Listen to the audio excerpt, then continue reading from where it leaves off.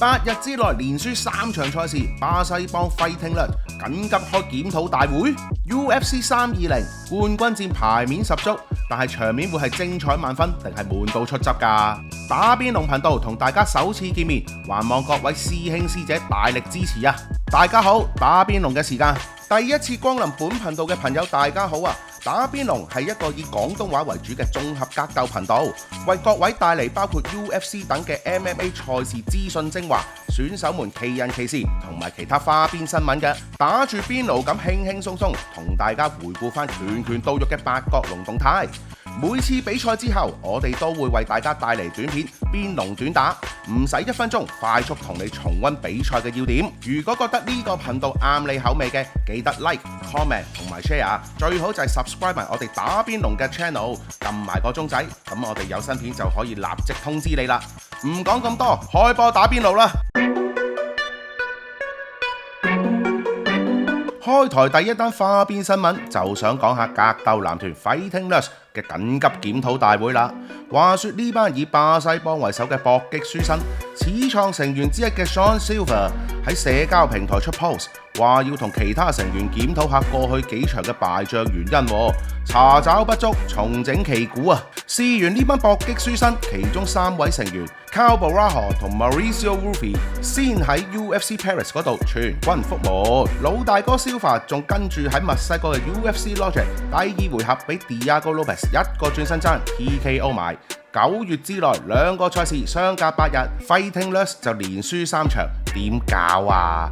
如果再推遠啲，計埋今年4月尾嘅 Fight Night。Carlos Prates 一致判定輸埋俾 Ian Machado Gary， 呢班本來喺 UFC 不敗嘅巴西幫，今年齊就打爛齋缽，手上敗績，走勢咁差，作為老大哥嘅 Silva 點會唔叫開會研究乜事啊？作為一個篤信運道嘅人，我就建議呢班搏擊書生首先要遠離霉運，盡量唔好同啲黑氣石行得太近，運氣就自然好返啲㗎啦。當然呢啲係講下笑嘅啫，人家連你對手都有訪問啦，又會只係黑你唔黑佢嘅。不過睇完呢3場 Fighting Nut 嘅敗仗，都睇到少少呢一班巴西幫嘅弱項喺邊嘅。第一個短板就係佢哋嘅地戰能力都相對偏弱嘅，呢樣嘢喺阿 Ruffi 身上咧就最明顯啦。睇翻佢同 Benoit Saint-Denis 嗰一場啦 ，Ruffi 企喺度打咧都仲係威係勢，但一俾人帶咗落地下就即刻 hand 晒機㗎啦。去到第2回合，面對住 BSD 嘅 Rear Naked Choke，Ruffi 直頭好似唔識防咁。睇嚟呢班巴西幫都係時候喺地戰上面落翻啲苦功喎。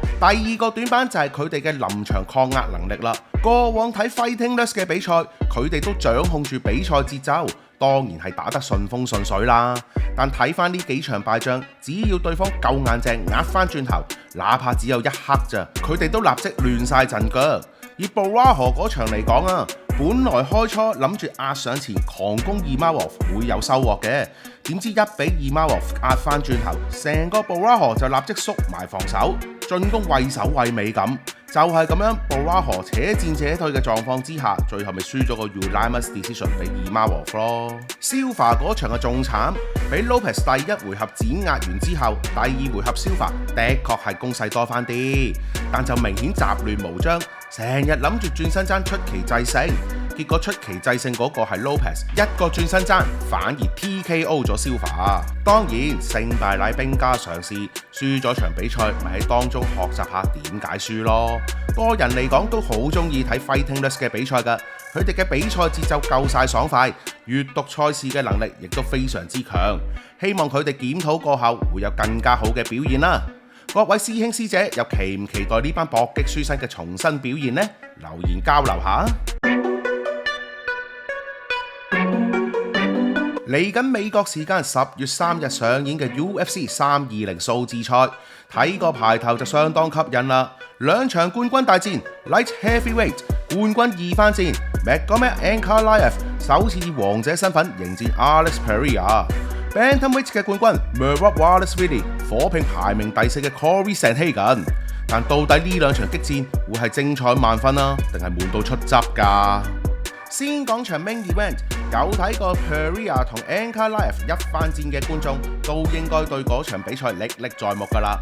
好聽啲講就係兩位選手都打得極其策略性保守，唔好聽啲講就係一個字悶。全程鋪攤大哥就係不停咁低數，諗住累積對方傷害。Ankalaev 就係不斷咁樣頂住啲低數，係咁向前出拳，就係咁樣保守地拳來腳往咗5個回合，最後以 unanimous decision 一致判定 Ankalaev 勝出。有睇開兩位大哥嘅比賽都知，呢啲招數係佢哋行之有效嘅殺着嚟㗎啦。特別係鋪攤，佢最中意就係頭2-3個回合不停低掃腳，掃到對手隻腳行都行唔到啦，任佢打嘅時候，跟住先至重拳 KO。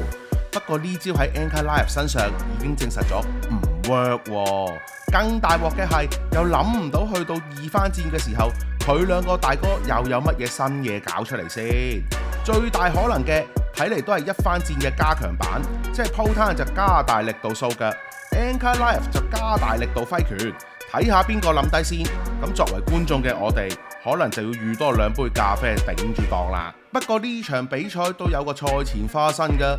話說要打 Light Heavyweight 嘅鋪攤，比賽前2個星期就已經到咗 Las Vegas 啦。但係體重竟然去到234磅啊，大佬！要 cut 到去 Light Heavyweight 嘅205磅上限，鋪攤即係要喺不足2週嘅時間內減29磅，以38歲嘅 Pereira 咁短時間要減30磅咁滯，仲要第2日就去打冠軍戰，得唔得㗎？相對 Main Event、Co-Main Event 嘅 Bantamweight 大戰，估計就精彩得多啦，起碼 action 都多好多先啦。事關現任冠軍嘅 Merab 出晒名有無限體能，每次比賽都好似架無畏機甲咁樣上前壓住對手無間斷狂攻，嗰一大段拳如雨下嘅攻勢有幾難頂啊！相信 Sean O'Malley 就最清楚啦。就算頂得住嗰大段嘅立技進攻，諗住回下氣 Merab 又會亮出去第2招大絕 Take Down。須知道 Merab 係聯盟入邊成功 Take Down 數字最多嘅人，連鷹爪門2師兄 Nurmagomedov 都唔係佢對手。正所謂拳腳打你唔驚 ，Merab 都會搭山魚咁打到你怕。面對住呢件咁可怕嘅無畏機甲，唔知 Sandhagen 又頂到幾多個回合啦。當然，除咗呢2場冠軍戰，其餘3場 main card 嘅賽事都相當吸引。到底當晚嘅2個量級冠軍係 And Still 定係 And New 呢？大家留言討論下。今集嘅打邊爐時間就差唔多啦，多謝各位師兄師姐同我哋一齊打撈打咗咁耐啊！中意呢條片記得幫我哋 like、comment、share， 仲有 subscribe 我哋打邊爐嘅 YouTube channel， 埋隔離個鐘仔，咁我哋有新片就可以立即通知到你哋啦。有你哋嘅支持，個爐先可以保持熱度打落去。密切留意打邊爐頻道，我哋下次見。